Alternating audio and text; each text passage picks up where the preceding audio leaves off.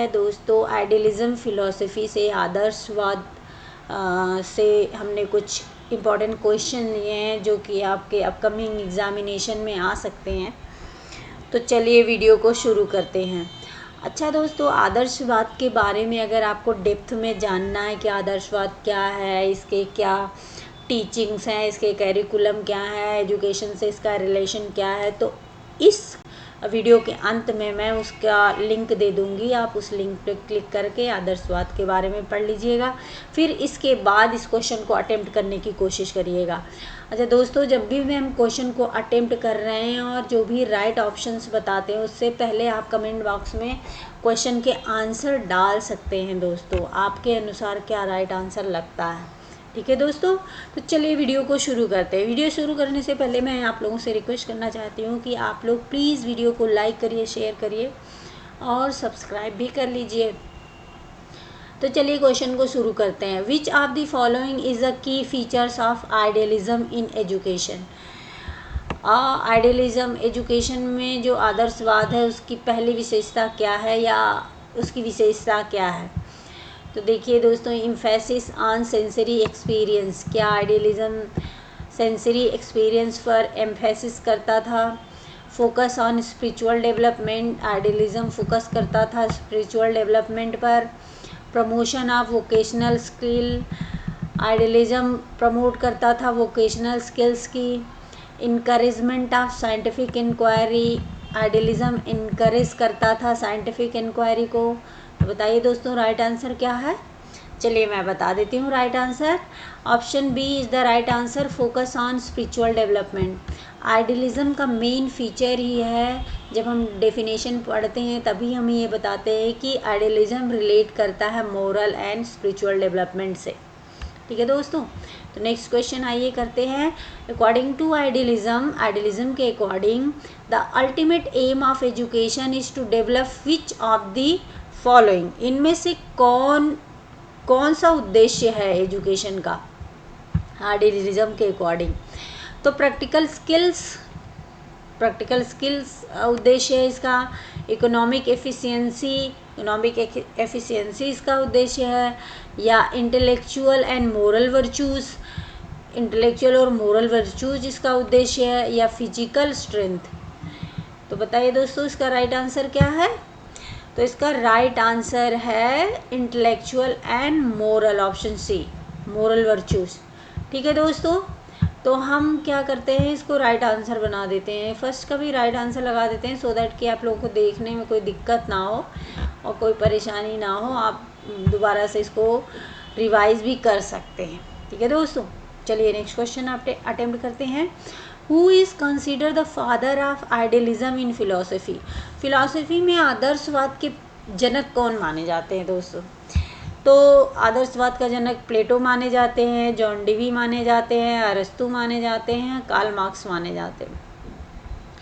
तो देखिए दोस्तों, ये तीनों लोग तो अलग अलग ब्रांचेस से रिलेट करते हैं फिलॉसफी की। जॉन डेवी प्रैग्मेटिज्म को बढ़ावा देते थे, अरिस्टो ने आइडियलिज्म को थोड़ा बहुत बढ़ावा दिया, कार्ल मार्क्स तो की थियरी ही अलग थी। तो इसके जनक मेनली प्लेटो माने जाते हैं दोस्तों। प्लेटो ने इस फिलॉसफी पर बहुत काम किया और इसके ज़रिए इन्होंने आने वाली जनरेशन को बहुत जागरूक किया है दोस्तों। In idealistic philosophy reality is perceived as. Idealistic philosophy में रियलिटी को कैसे परसेप्ट करते हैं दोस्तों, मटेरियल एंड सेंसरी बेस से, both material and spiritual base से, primarily spiritual and mental base से, या साइंटिफिक एंड ऑब्जर्वेव बेस से। तो बताइए दोस्तों इसका राइट आंसर क्या है। चलिए मैं बता देती हूँ इसका राइट आंसर। ना तो इसको मटेरियल एंड सेंसरी बेस से करते हैं, मटेरियल से इनका कोई लेना देना नहीं था दोस्तों। मटेरियलिस्टिक वर्ल्ड की ये लोग आलोचना करते थे, स्पिरिचुअल वर्ड को आलोचना करते थे, स्पिरिचुअल वर्ड को अडॉप्ट करते थे दोस्तों। लेकिन मटेरियल जुड़ा हुआ है तो ये तो हो नहीं सकता, ऑप्शन बी नहीं हो सकता दोस्तों। इसका प्राइमरी फोकस किस पे होता था दोस्तों, स्पिरिचुअल एंड मेंटल, मानसिक और आध्यात्मिक रियलिटी ही क्या मानते थे ये लोग, आइडियलिज्म मानते थे, आइडियल मानते थे, ठीक है दोस्तों। चलिए नेक्स्ट क्वेश्चन अटेम्प्ट करते हैं। Which of the following statement is true about the role of the teacher in idealistic education. कौन सा इसमें से दिए गए स्टेटमेंट से कौन सा स्टेटमेंट सही है टीचर के रोल के लिए, कि टीचर एजुकेशन में टीचर को, शिक्षक को कैसा होना चाहिए दोस्तों। तो कैसा होना चाहिए टीचर को, आप लोग ज़रूर कमेंट में बताइएगा कि टीचर को कैसा होना चाहिए। ठीक है, आइए ऑप्शंस को देख लेते हैं।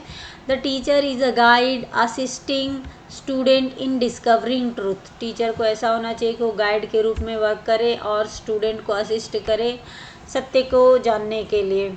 दूसरा क्या, teacher provide different experience of the physical world. Physical world का उसे डिफरेंट एक्सपीरियंस देना चाहिए। The teacher focuses on transmitting practical skill of student. Teacher को फोकस करना चाहिए कि वो स्टूडेंट के प्रैक्टिकल स्किल को ज़्यादा बढ़ावा दे। The teacher's role is to promote competitions among student. Teacher ऐसा होना चाहिए कि स्टूडेंट के बीच में कंपटीशन क्रिएट करे या प्रमोट करे। तो बताइए दोस्तों इसमें राइट आंसर क्या हो सकता है। तो राइट आंसर है option A, the teacher is guide assisting student in discovering truth.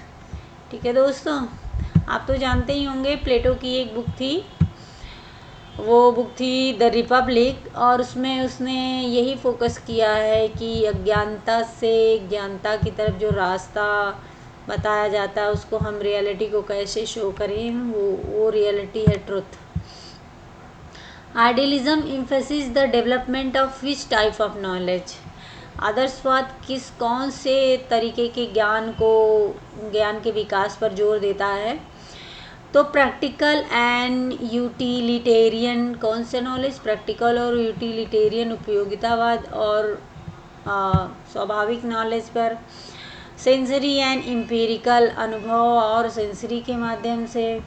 Universal and eternal के माध्यम से, वो ज्ञान जो यूनिवर्सल हो और कभी ख़त्म ना होने वाला हो। Experimental and observational. तो आइडियलिज़म जैसा कि आप लोग जानते हैं स्पिरिचुअल और मेंटल डेवलपमेंट के ऊपर ज़्यादा जोर देता था, तो ऑब्वियस सी बात है कि वो option C universal and eternal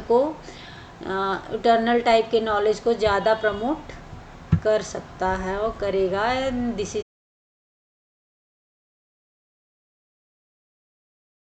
रहते what is the primary focus of N idealistic curriculum. तो आइडियलिस्टिक करिकुलम का प्राइमरी फोकस क्या है, इसका मोरल एंड इंटेलेक्चुअल डेवलपमेंट। इसका primary focus science and technology नहीं है दोस्तों, क्योंकि ये साइंस एंड टेक्नोलॉजी को इग्नोर करता है। फिजिकल एजुकेशन, वोकेशनल एजुकेशन सबको इग्नोर करके हुए मोरल एंड इंटेलेक्चुअल डेवलपमेंट पे ज़्यादा जोर देता है। Which of the following is a criticism of idealism in education.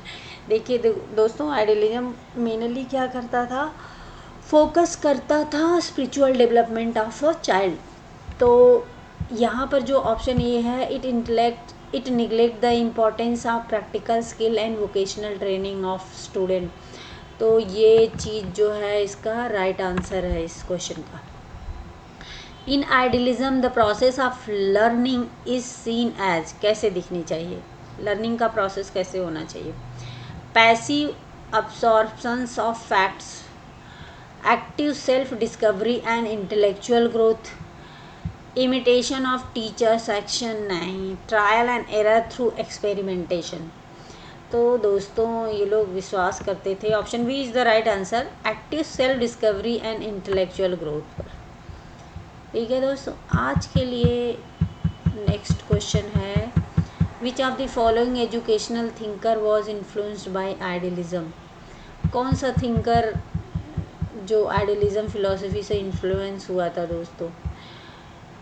तो दोस्तों आइडियलिज्म फिलॉसफी से बहुत सारे थिंकर इन्फ्लुएंस हुए थे। प्लेटो की बहुत तारीफ भी हुई थी इस मामले में। जैक रूसो प्लेटो के शिष्य थे, ये भी इन्फ्लुएंस हुए थे, बट इन्होंने अपनी फिलॉसफी को नया मोड़ दे दिया था, which is known as a naturalism. John Locke नहीं, जोहैनम हेनरिक पेस्टोलॉजी नहीं, Frederick फ्रोवेल is the right answer दोस्तों। ये इन्फ्लुएंस हुए थे आइडियलिज्म की फिलॉसफी से। तो आज के लिए इतना ही। Please like and subscribe my channel. अगर आप अच्छी अच्छी वीडियो देखना चाहते हैं और अच्छे अच्छे क्वेश्चन देखना चाहते हैं, इम्पोर्टेंट क्वेश्चन देखना चाहते हैं, तो please like and subscribe my channel. Thank you very much.